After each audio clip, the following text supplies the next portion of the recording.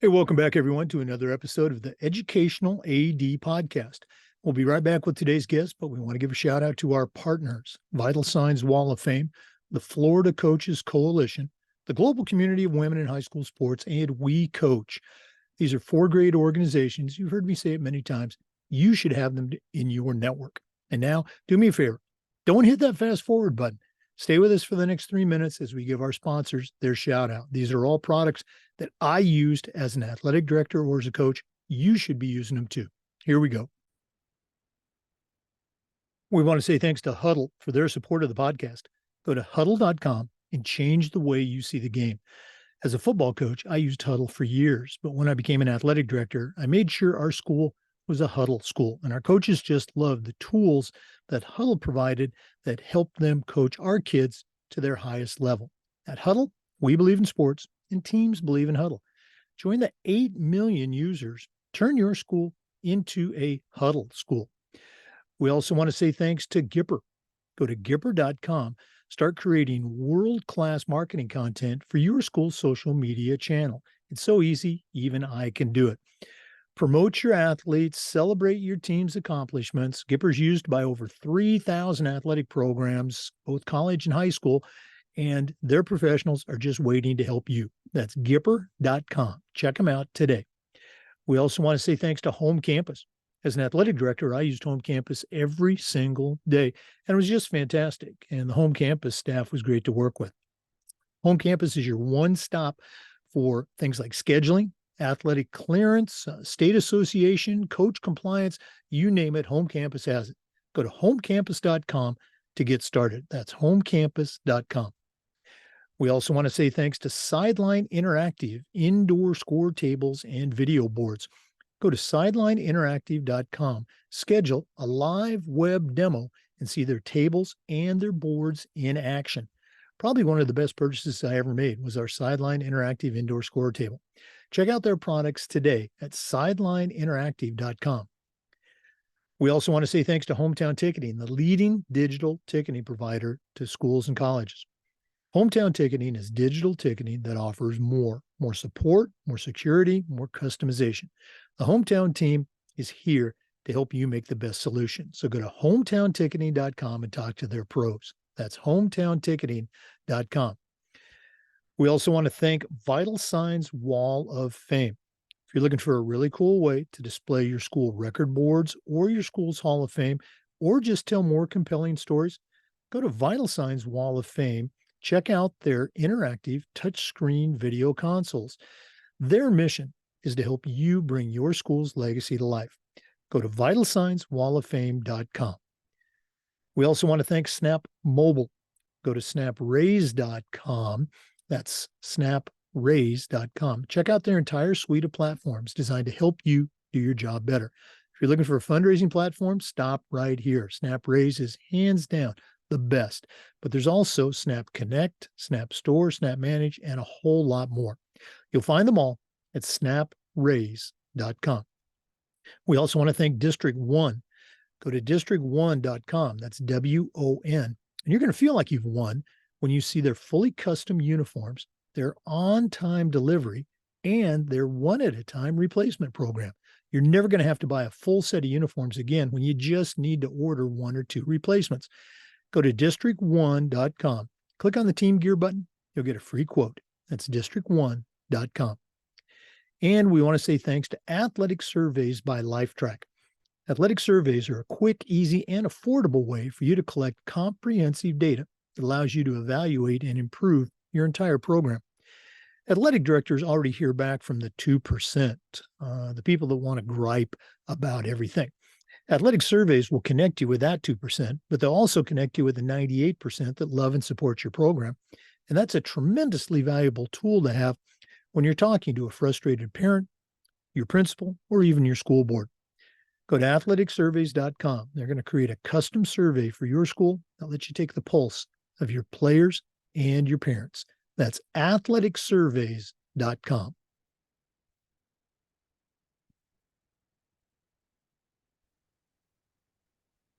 Welcome back, everyone, to another episode of the Educational AD Podcast. I know I say this frequently, but we really do have a really cool guest today. We're going to be visiting with Charlie Boyle. Now, I met Charlie a few years ago when we were living down in the Venice, Englewood area of Florida.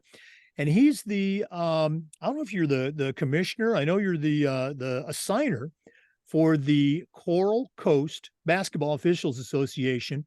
And speaking as an athletic director and as a longtime coach, the guy's also a master official. Had the privilege of working with him as a high school basketball official a couple of times.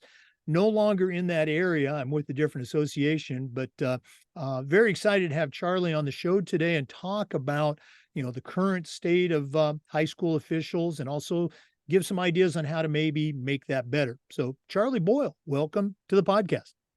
Well, thank you. Appreciate being here. Well, you and I were talking before the show. It's summertime. You're spending some of your vacation time with us, so we appreciate that. Let's go and jump right in. We always like to let our listeners have a chance to get to know our guests. So give us that origin story, where you were born, where you grew up, maybe take us up through your own high school and college years, and then we'll take a quick break and then come back and hear about some more of your career. So what's the Charlie Boyle story? Well, Charlie Boyle is a military brat. I was basically spent my formative years in Fort Benning, Columbus, Georgia area, and moved to Florida to start high school. After that, I went to the University of Florida, and that's where I started officiating, not because of any great love for officiating. Always enjoyed basketball, but officiating paid $5 a game for intramural officials.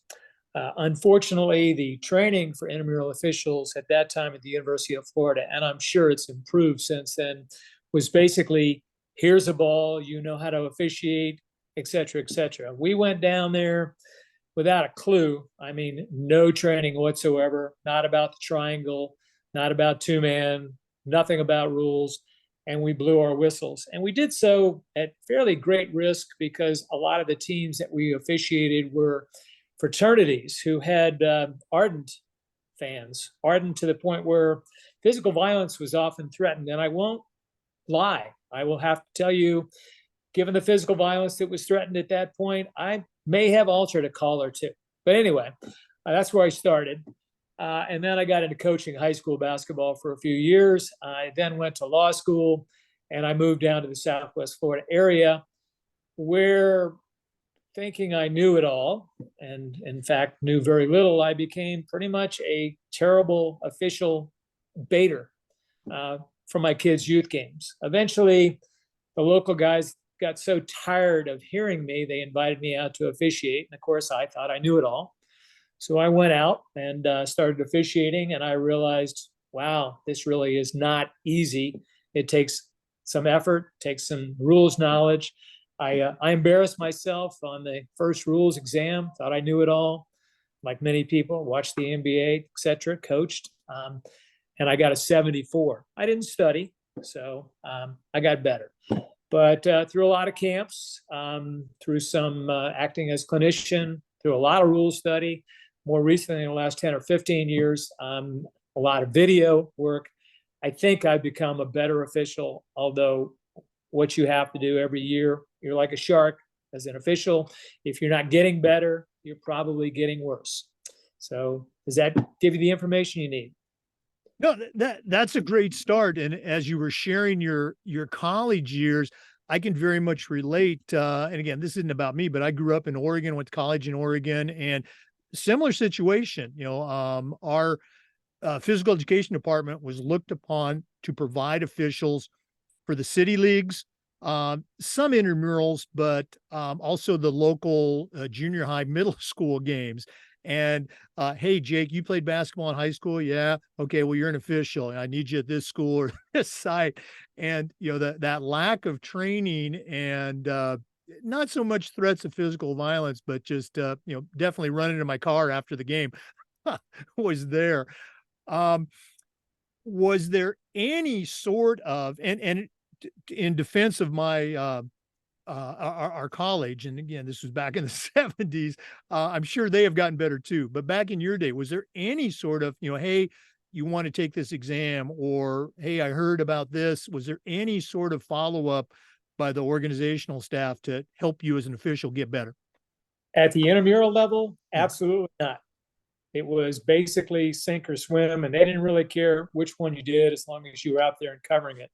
I will also say that when I started officiating high school ball in Charlotte County, the guys there seemed rather reluctant, even though I was very thirsty and I wanted to get better. Maybe it just simply because I didn't like being screamed at so much. They simply did not share much. If you did not take it upon yourself to find out sources of information, how to get better, you really, you could ask all day. I think I remember, somebody saying, what can I do to get better? And them saying, well, you can get a better pair of shoes. Really not very good at all. So we are talking about, let me see, it would have been about 1993, 94 when I started. I'm about 30 years in at this point.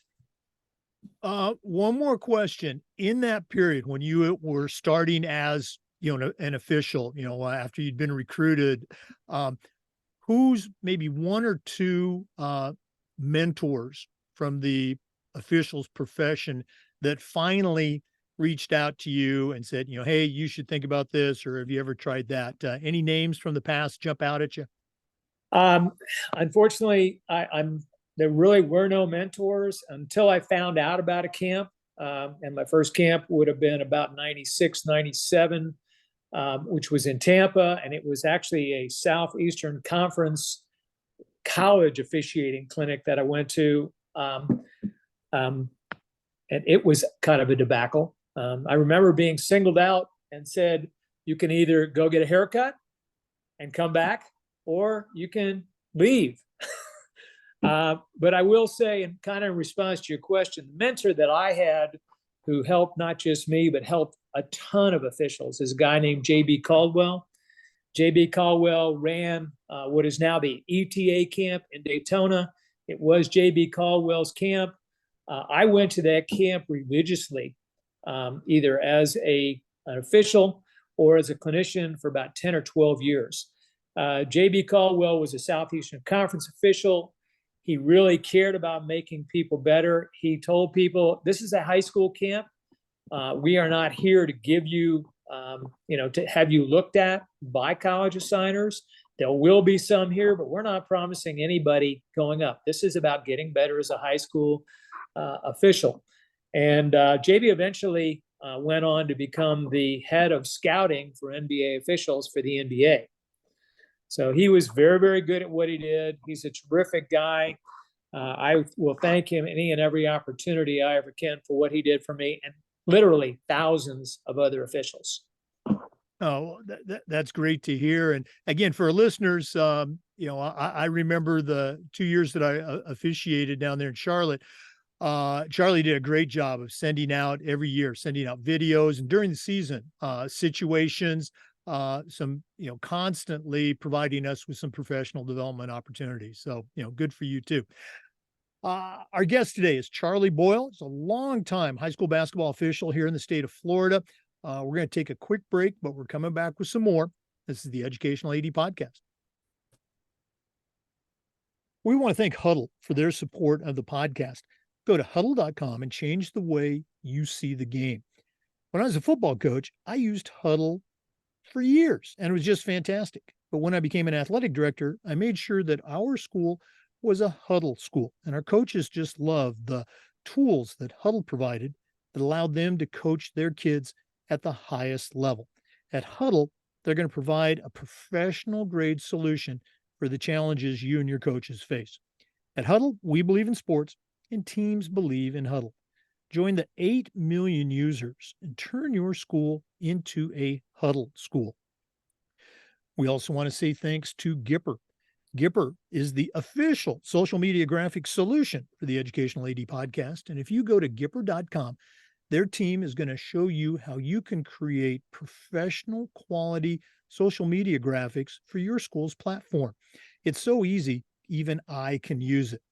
Your kids are on social media, and if you're not putting out product, they're not paying attention, and neither are your fans. Go to Gipper.com, start creating that content, celebrate your teams, promote your athletes. Mention the podcast, they'll give you a nice discount. That's Gipper.com. Check them out today. Welcome back, everyone. We're visiting today with Charlie Boyle, a longtime high school basketball official here in the state of Florida. Charlie, you kind of took us through, your post-college days as an official, going to camps and going to clinics. Talk about, that continued rise. Now you're a veteran official. You're in charge of scheduling and training for your association. Tell us about that journey. Well, actually, there was a large gap between intramural and high school officiating. I was actually 43 when I started officiating back in 1994. But just to correct that little gap there. The other thing I will simply say is once I went to camp regularly, once I became somebody who put the time, energy, and effort into it, at that point, I did have the opportunity to do, and still do regional games and got a few state games, finals, semis under my belt and enjoyed that immensely. But that can't be what it's about because every game is important to the coaches, the kids, and the parents, and needs to be important to us. So even picking a hypothetical school that doesn't exist, little flowers of the Eastern Horizon versus FCA, for example, needs to be approached by us with the same passion. Okay, you may have to work yourself up a little for it, but they're there, and you need to be there. So. Whatever games I get now, and I'm just looking forward to them, and I'm kind of happy still be on the floor. Now, I still remember it very clearly. The first game I ever did for your association, it was a middle school game. Girls and then boys. You had me partnered with another veteran official. I'm sure to say, let's see if this guy knows anything. And I guess I did okay because a couple days later, I was working a game with you and another official, actually that same official at Charlotte High School, which is a big public high school, very good high school down in that area. And it was probably one of the most intense in a good way high school boys basketball games that I had been a part of to that point, maybe even still to this day. And I remember your words during training that fall that you just said about how every game needs to be important. The kids, the parents, the coaches, they deserve that. What are some thoughts of yours, over the years about how the officials, the crew coming in and being professional helped make the game a positive experience for everyone? Anything come to mind?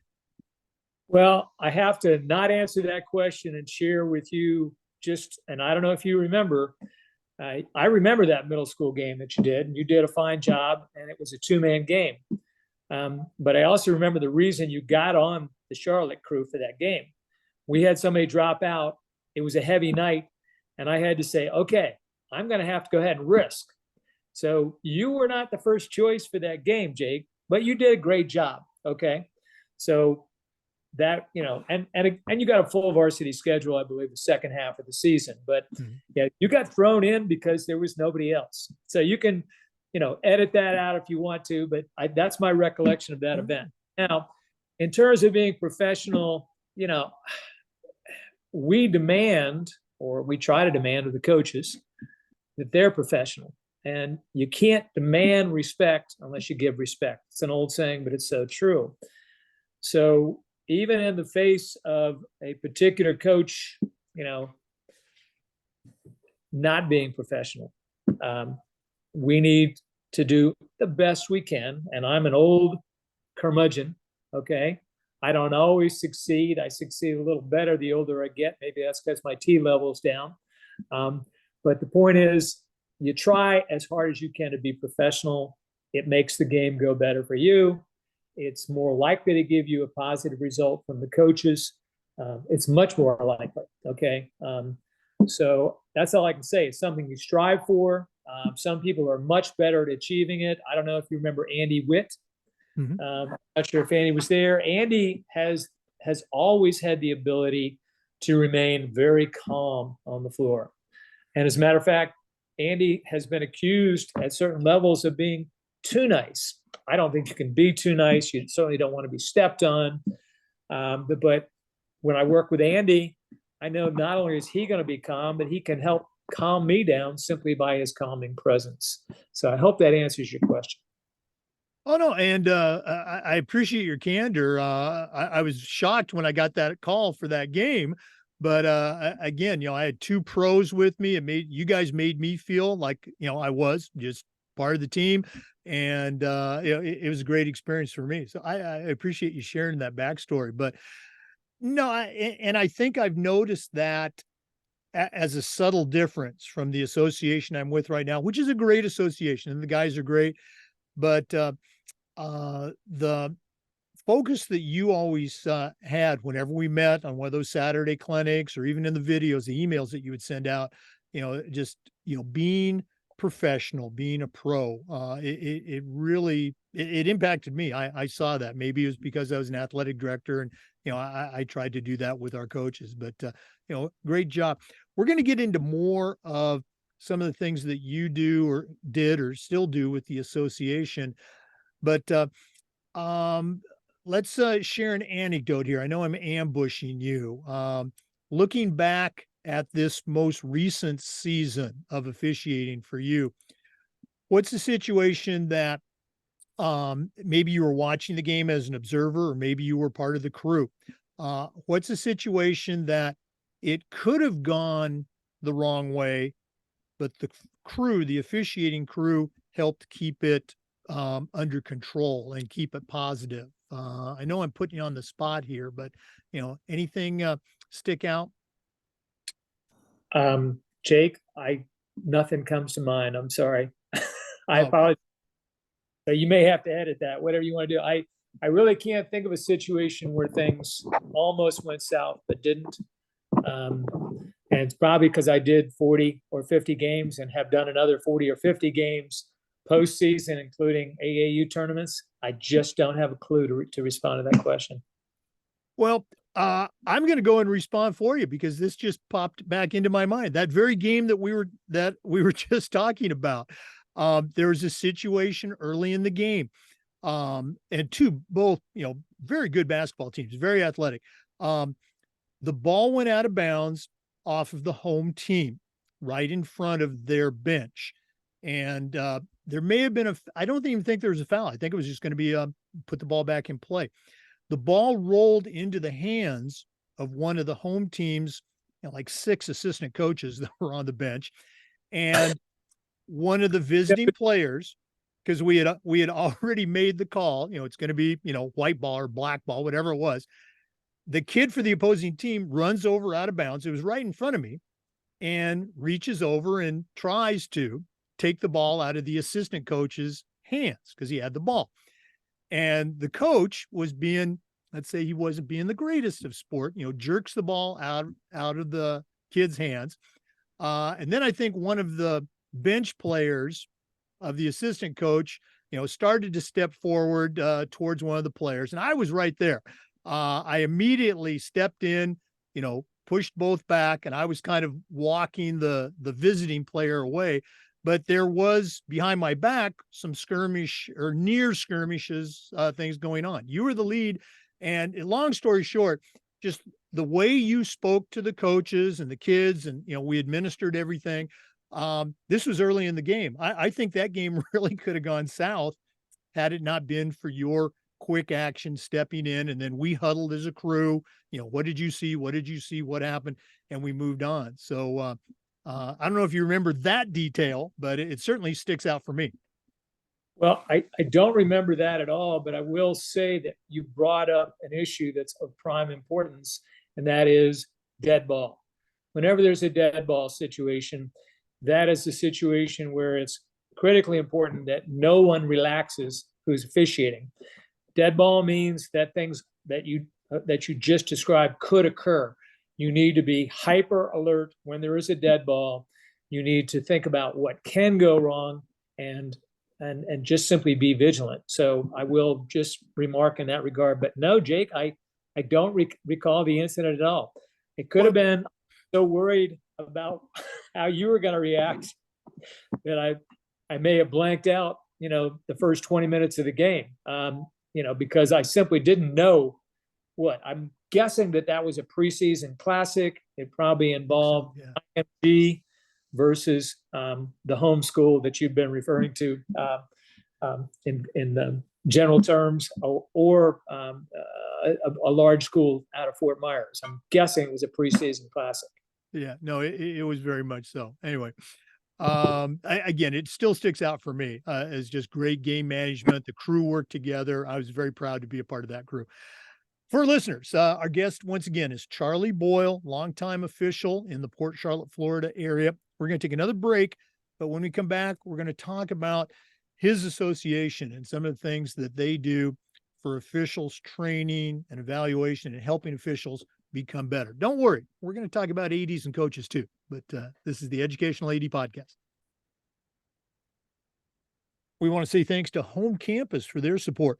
Home Campus is the exclusive high school and state association management platform for the podcast. It's also your one-stop platform for scheduling, for student athlete eligibility and clearance, and a whole lot more. When I was an athletic director, I used Home Campus every single day, and it was just great. And the Home Campus team was great to work with too. To find out how Home Campus can help you and your program, all you have to do is go to homecampus.com. That's homecampus.com. We also want to say thank you to Sideline Interactive, indoor score tables and video boards. Go to sidelineinteractive.com and schedule a in-depth web demo and see their products in action. It's probably one of the best purchases I ever made. We've got an indoor scoring table in our school. We use it for home games, of course, but we also use it for pep rallies, for signing ceremonies. Their products are tremendously versatile, and their customer service is just outstanding. Go to sidelineinteractive.com. Schedule that live web demo today. That's sidelineinteractive.com. Welcome back, everyone, to the Educational AD Podcast. Our guest is Charlie Boyle, a longtime high school official in Florida, also North Carolina. And he's right now we're going to be talking about officials. As an athletic director, I hung out with ADs. I was on, committees, et cetera. And I know this will surprise you, but, ADs and coaches will sometimes say, oh, the officials are terrible. There's no training and all of this stuff, which we know is BS.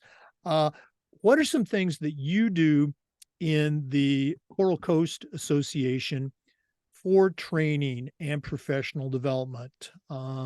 It just kind of, paints a picture of what an official can expect, and maybe talk about, the journey that an official takes. They don't just start out working, those big varsity high school games. Okay. Well, our training techniques have a lot to do with the size of our association. As you're aware, we have about 20 primaries. We have about another 20 secondaries. And our training, first off, we piggyback. We have a great cooperative relationship with Gulf Coast to the north and South Gulf to the south, which would be respectively be Sarasota, Manatee County, and Lee County. They allow us to have our officials attend all of their clinics and training. As a matter of fact, just contacted by Gulf Coast, they will be conducting a training session for brand new officials on August 12th. We don't have any of those. And it's for older, more experienced officials on August 26th. I will be a clinician at that. We help each other out. Also, at the end of the year, typically South Gulf will put on a clinic at Florida Gulf Coast University, which is a fairly big deal. We put on ourselves, we put on at least one half-day clinic doing 2-man and 3-man training every year. What I am going to be doing very shortly, our middle school public schools season starts September 1. First game, August 31. I use that period of time, just as I did with you, to evaluate and train We have so far this year 2 new officials who are coming in from out of state. Both of those officials have told me that they are varsity level officials. Okay, and I'm sure they are, but they are going to work 3-man games in middle school, during which time I will evaluate them. I also have the luxury, because we're a small association and because I'm retired, only work a little bit in mediation and so forth and so on in law, to go and evaluate officials. I will evaluate every one of our officials in some form of capacity this year, hopefully in the first half of the season. And I am not shy, as the assigner and as an old guy who has opinions, of doing a point-by-point breakdown of what people are doing, what they're not doing. I put a big emphasis, as you may remember, and to the extent that it's possible, in fitness. You can't make the plays unless you're in a position to see the plays. You can't see the plays unless you can get up and down the court. And then there's the adage: if you don't look fit, I don't care how fit you are. So I may have actually, said to you, and you're a pretty fit individual, given your age group, okay? But I don't know if you remember. I think I might have said, Jake, if you could lose 10 pounds, you'd be a better official. Unfortunately, a lot of officials need to lose 40 or 50 pounds. Can't do much about that given the scarcity of officials, but I'm not going to put somebody on a game who can't get up and down the court and be in position and move in position and be of the same caliber of being able to get up and down the court in the fourth quarter as they are in the first. And that official and there are some officials who can do doubles, and there are some officials who will never get a double from it. Okay, so it's a constant year-round thing. And then, as you alluded to, I will send out video. These are some plays that everybody needs to look at. Look at this, look at that, et cetera, et cetera. You're no longer a secondary for us, but if you were on our list, you would have gotten probably 20 emails from me, mass emails off of Arbiter over the last month with various pointers, et cetera, et cetera. So we do our best to keep everybody motivated. We do our best to suggest to everybody that they get to camp as often as they can. Sometimes that's every year. There's nothing like going to camp. If you go to the ETA camp, which is the successor to J.B. Caldwell's camp in Daytona, you get there, you check in on Friday morning, you start doing games at 11 or 12 o'clock on Friday. You do 2 or 3 games on Friday, 2 or 3 games on Saturday, and to the extent that you can stick around, 2 or 3 games on Sunday. And you are immersed in 3-man officiating. You have the luxury at that clinic of having guys from the NBA, from the Power 5 conference officials, some of your best high school officials in the state, and they are giving you honest and legitimate constructive criticism. And camp is camp. When somebody tells you something totally different from what the last clinician told you, at least in your mind, you say, thank you very much, sir. I appreciate that. I'll think about it. I'll process it. So if you go to camp, you basically shut up, you listen, you put it in the notebook, you process it, and you use it if it's valuable for you. Yeah, I think those clinics, those camps are just great opportunities for officials to get better. Here's something that just popped into my head. As an athletic director up in the Panhandle, I remember one in particular, woman that officiated, and she was very good. But when I came down to the Coral Coast Association, I mean, all of your top tier officials, including you, were just outstanding. But there are 2 women in particular that were just tremendous officials, and I had the privilege of working with both of them. Talk a little bit about how, in this case, your association, works to develop diversity. Okay, well, we have an equal number of almost an equal number of females playing basketball as males. And I don't know why we don't have more female officials, but you're right. We are blessed to have had over the past few years 2 officials. Can I mention them by name? Oh, absolutely. Both Trish Carroll and Veronica Siniculo are excellent officials. They both work state games. I've had the privilege of working state finals and semifinals actually with both of them. They both have gone to camp.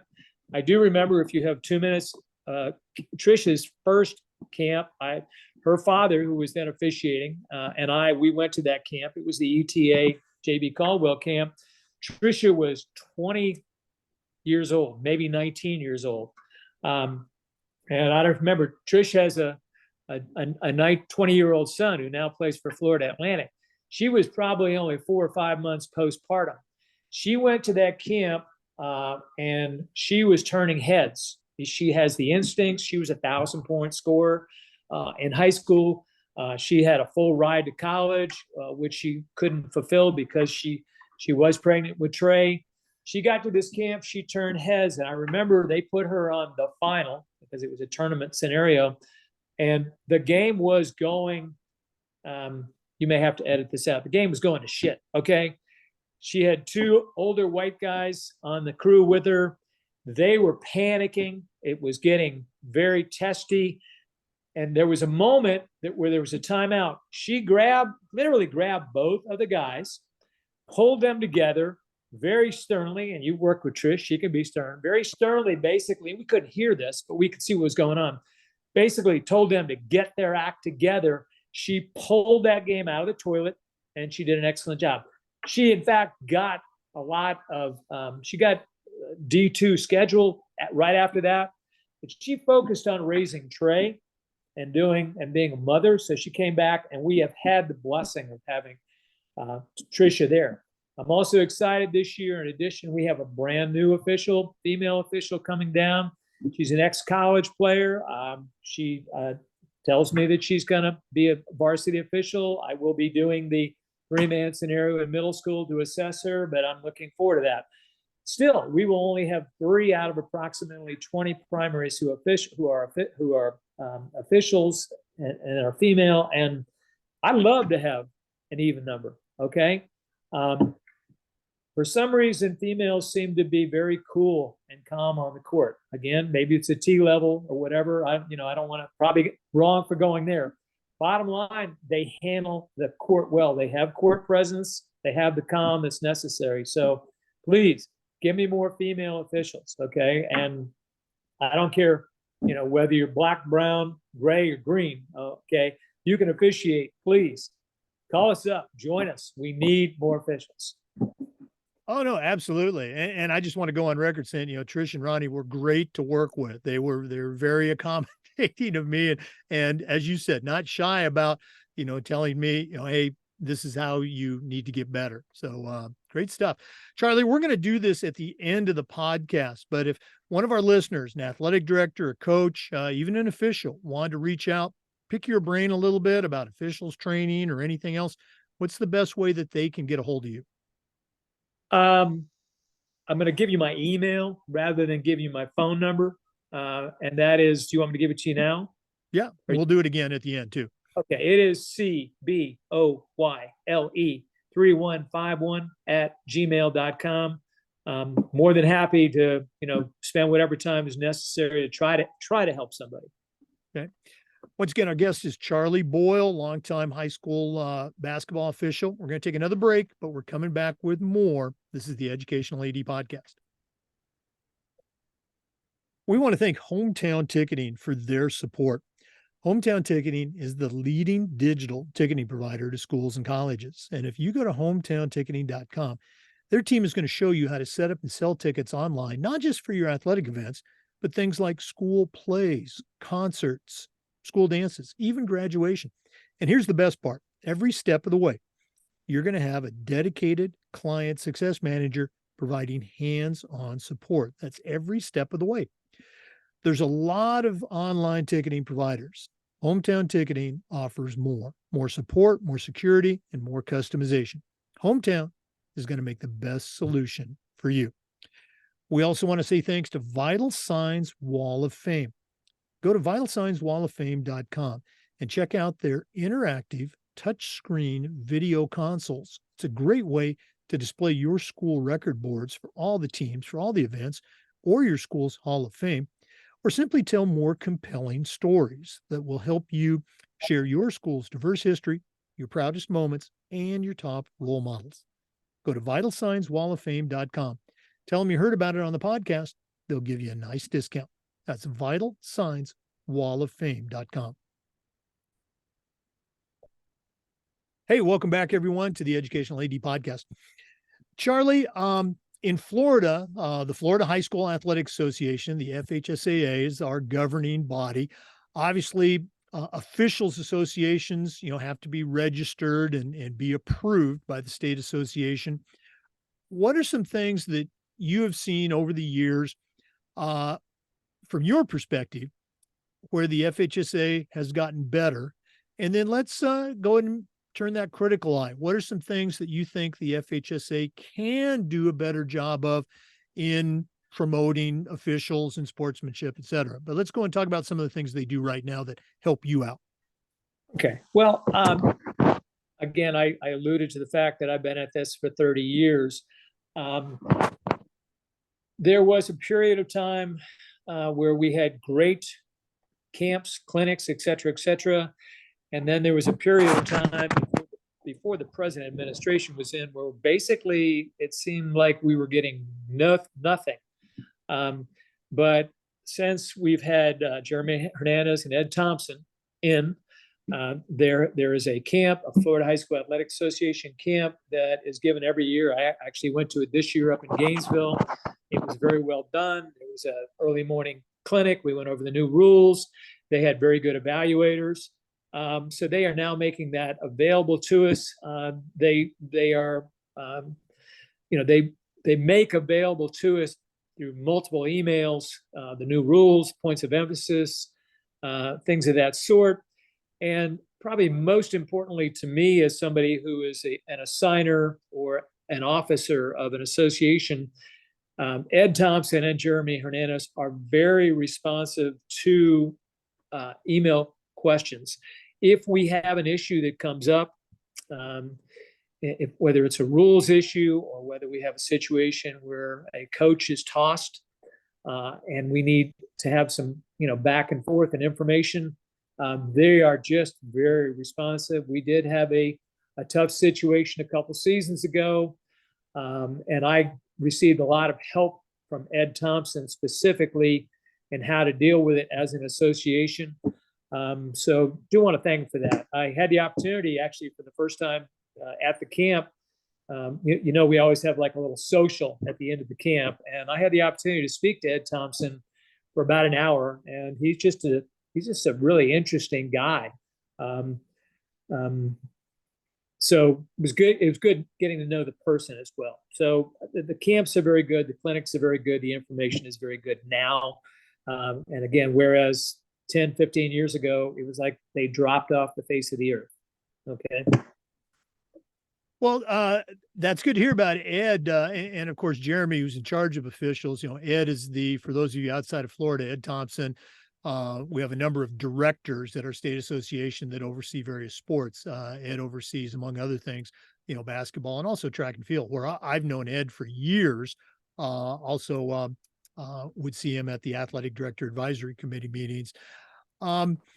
Let's go and talk about again from that critical eye, moving forward. And we're not going to go into all the changes that are going to be happening with Florida due to our state legislature in high school sports. But what are some things that you maybe have shared with Ed or Jeremy about how the FHSA could do a better job to help out local associations and local officials?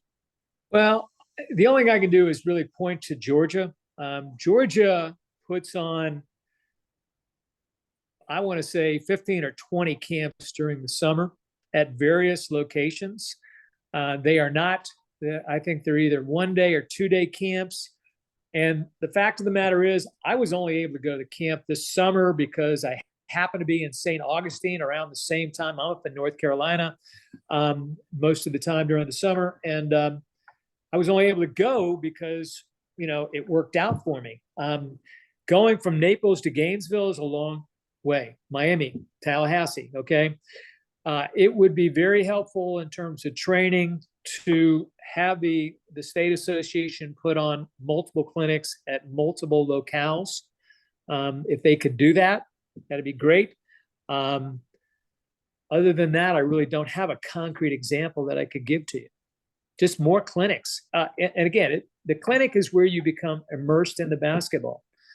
There is no, you can study the rules, you can be fit, you can have a great attitude, but there's no substitute for court time.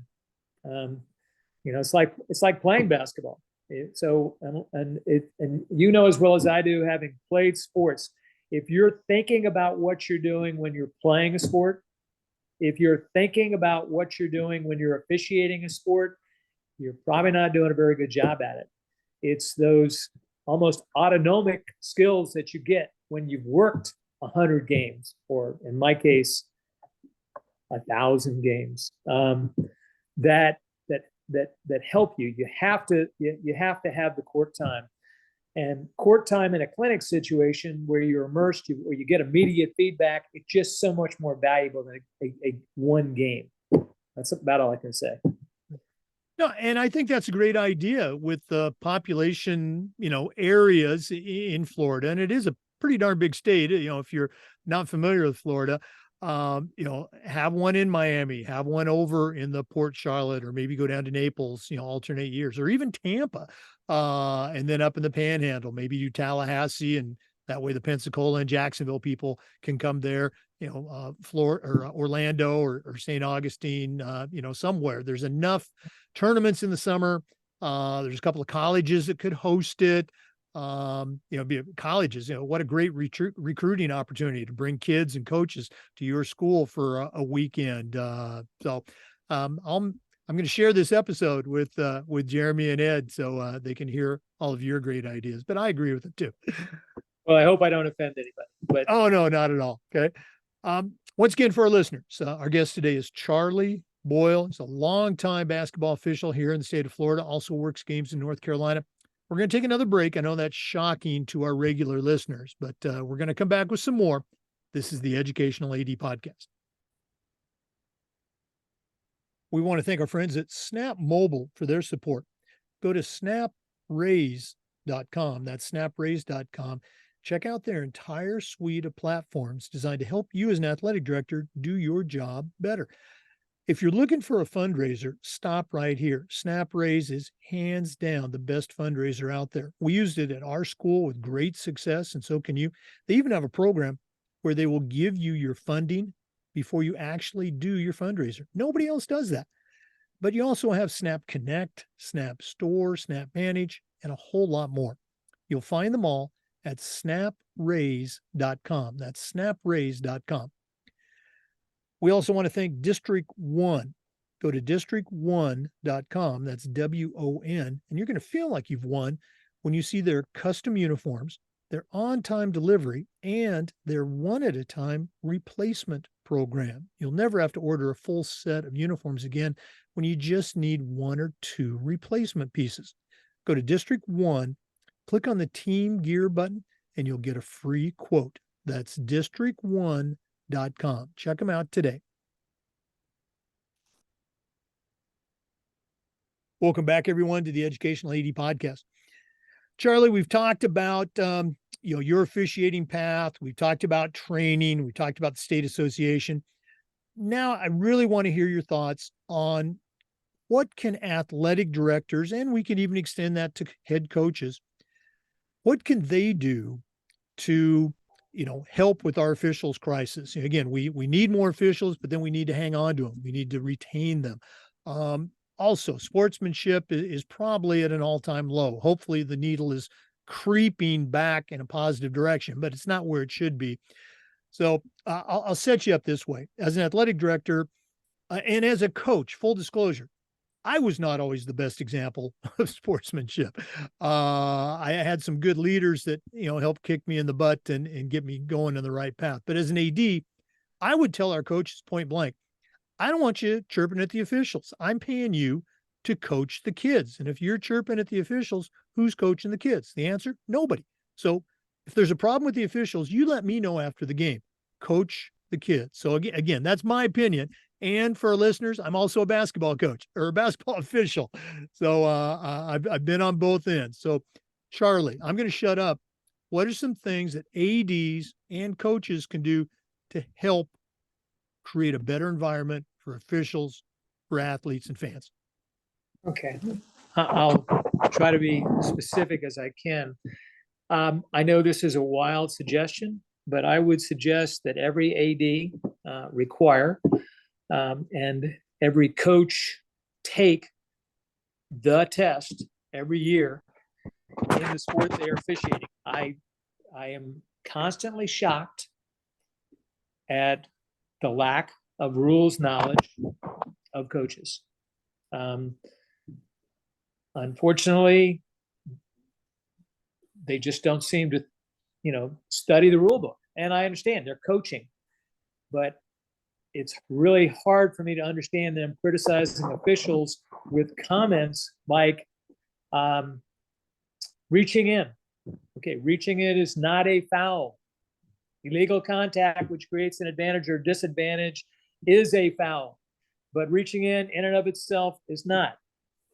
And the constant and one, okay? And so I just would suggest, just for your own self-edification, take the rules test.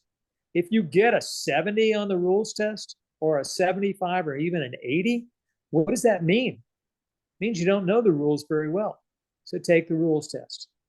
Number two, I would kind of ask ADs to sit down with any and all people who are going to be game administrators at a given contest, and I'm speaking basketball here, and let them know that their role is to be proactive when it comes to crowd control. It should not get to the point where I, as an official, am constantly distracted by inappropriate crowd actions. It shouldn't get there. I should not have to stop a game or take a dead ball situation, find that game administrator and say, the gentleman in the third row with the plaid shirt who's constantly using the F-bomb, you need to go deal with. They're there. They're a game administration. They have a duty, and that duty is crowd control, and it's proactive crowd control. And it is a high school sports contest. Okay. This is not an NBA game situation. It's not a college game situation. It's a game where we're supposed to be mixing academics and all the good things we're supposed to be teaching our kids. So take that role as a game administrator seriously. I know you can't be everywhere, but if there's a guy or a gal screaming so loudly that it's a constant distraction for the officials, or it's somebody who's about to get in a fight with a fan from the other team, you need to be aware of it as a game administrator. We don't need to be aware of it. Okay. All right. And so, that's basically, what I would kind of say. Just make them aware of their game administration duties. Be proactive. Take it seriously. Now, we have a shortage of officials and there's a shortage of personnel. I know oftentimes I've got a game administrator who's walking back and forth from a soccer game to the basketball game. And there's only so many bodies, and God bless teachers and administrators. They're there all day and then they come back and do more at night. God bless them. But when you're in the basketball gym, please be on task, be focused.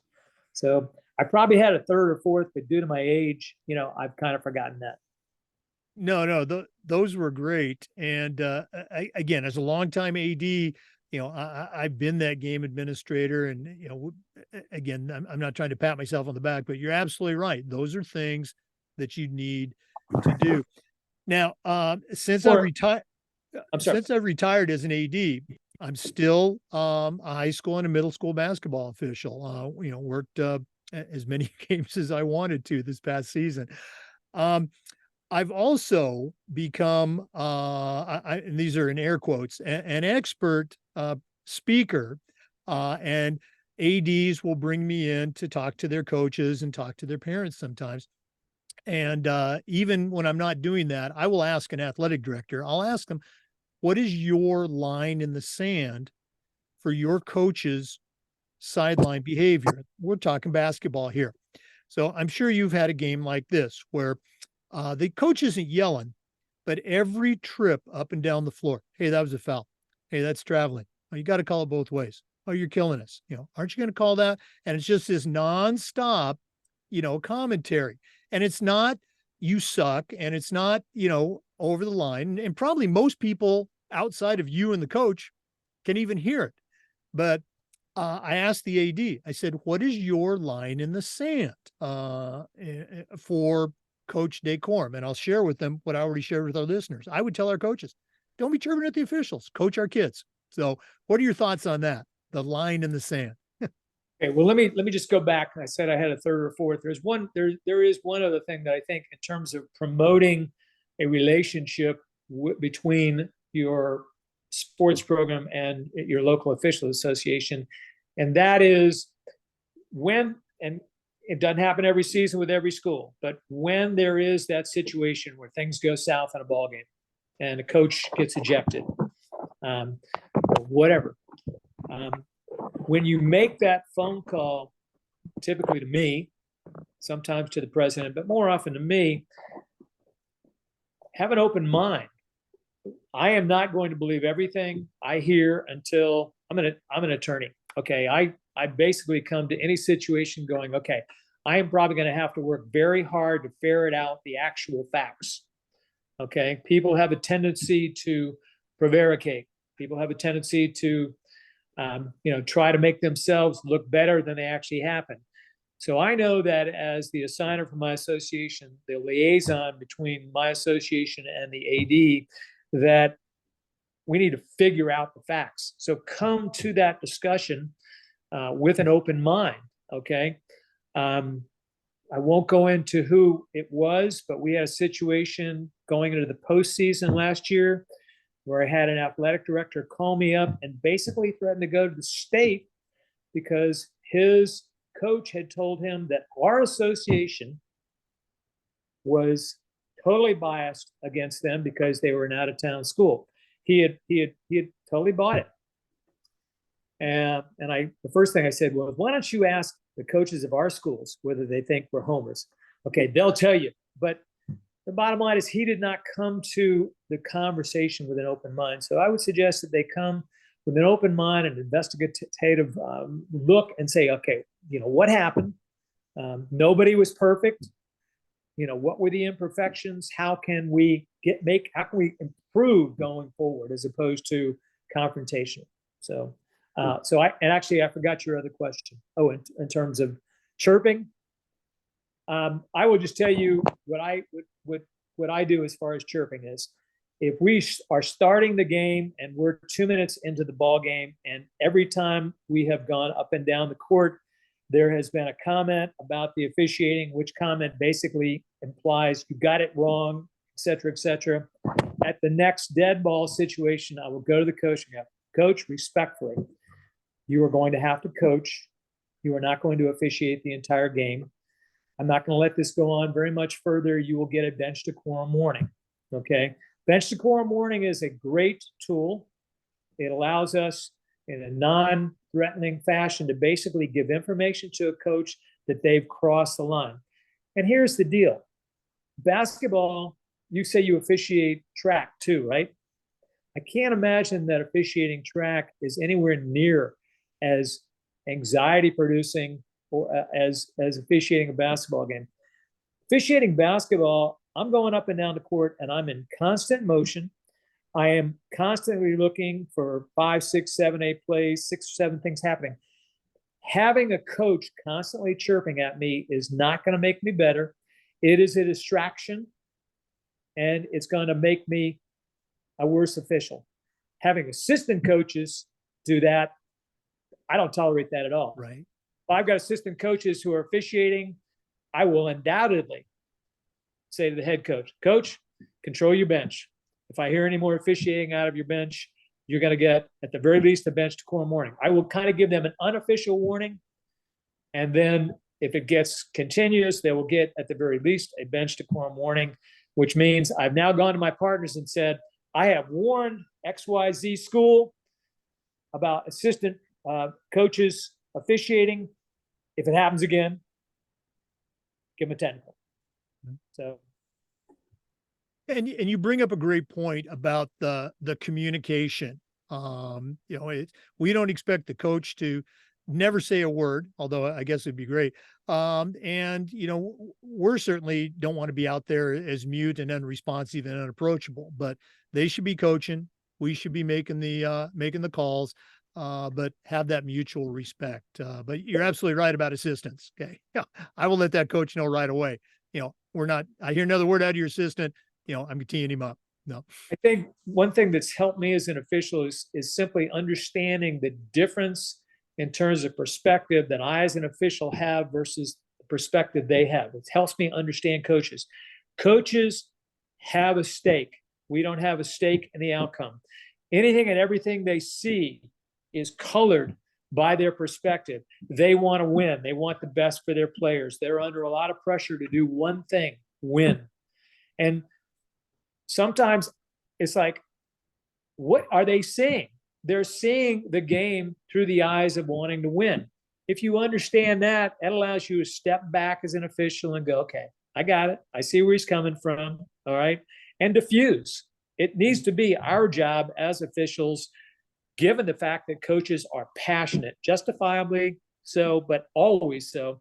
Given the fact that coaches are passionate, it needs to be our job at the very least to attempt to diffuse, to be cool and calm, because we don't have a stake in the outcome. We have none.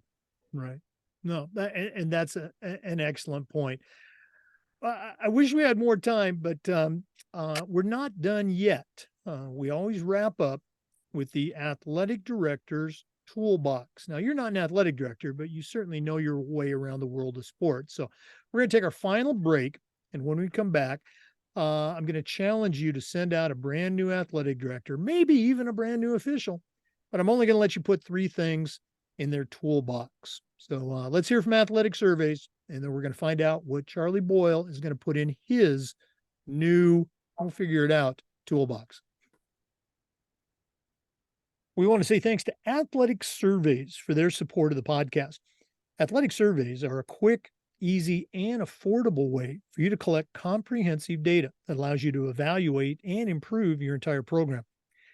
Athletic directors typically only hear back from the complainers, the 2% that want to gripe about everything. Athletic Surveys will connect you with the 2%, but they'll also connect you with the 98% that love and support your program. And that's a tremendously valuable tool to have when you're talking with a frustrated parent or your principal or your school board. Go to athleticsurveys.com. They're going to show you how they can create a custom survey that'll let you take the pulse of your parents and your student athletes. That's athleticsurveys.com. Make sure you check them out today. Well, it's that time of the podcast. We've been visiting today with Charlie Boyle, a longtime high school basketball official.